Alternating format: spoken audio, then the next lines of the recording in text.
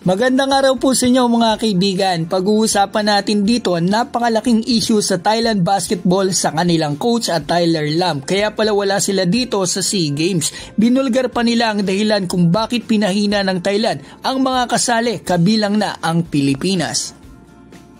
Magsisimula na po ang SEA Games 2025 sa Thailand. Naka-4 na lineup na po ata tayong pinasa sa kanila. So itong final 12 natin na latest, wala pa po talagang sagot ang Thailand kung okay na ba talaga to. Ngayon naglabasan na rin po ang mga lineup ng teams, pati yung host na Thailand. Madaming Pinoy naghahanap tuloy ngayon kung nasaan wala dito yung best player nila na si Tyler Lam. Salamat sa kaibigan natin na nagtimbra sa akin ito, si Clutch Magic, ng usapan po nila ni Coach Daleo, ang dating head coach ng Thailand na silver medal sa SEA Games Men and Women's Basketball.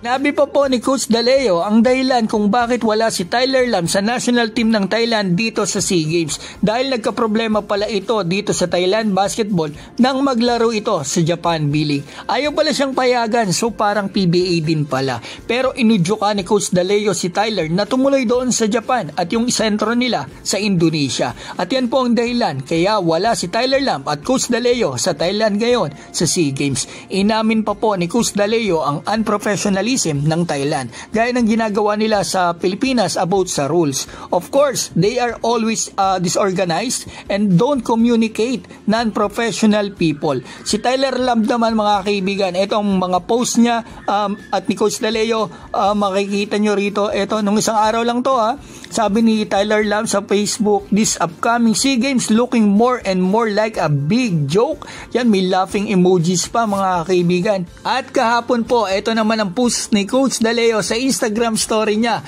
yung sinabi po ni Tyler Lam sa Thailand. Ito yan, basahin natin. Nakalagay pa rito, sinabi ni Tyler Lam, if you can bring your strongest team, make everybody else weaker, then try to fight. May laughing emoji. Banat ni Tyler sa Thailand basketball, kung hindi mo madadala ang pinakamalakas mong team, gawing mas mahina ang lahat ng team, saka subukan mong lumaban with laughing emoji. So nagka-idea na po tayo ngayon kung bakit ganito ang ginagawa ng host na Thailand sa mga players natin sa Gilas. Pinahihina talaga nila mga kaibigan para makalamang sila. At kaya pala wala ang best player nila na si Tyler Lam at yung mismong head coach nila. Sigurado kapag natalo ang Thailand sa Gilas sa semis o finals, sigurado tuwang-tuwa etong si Tyler Lam, aasa rin pa niya ang Thailand basketball.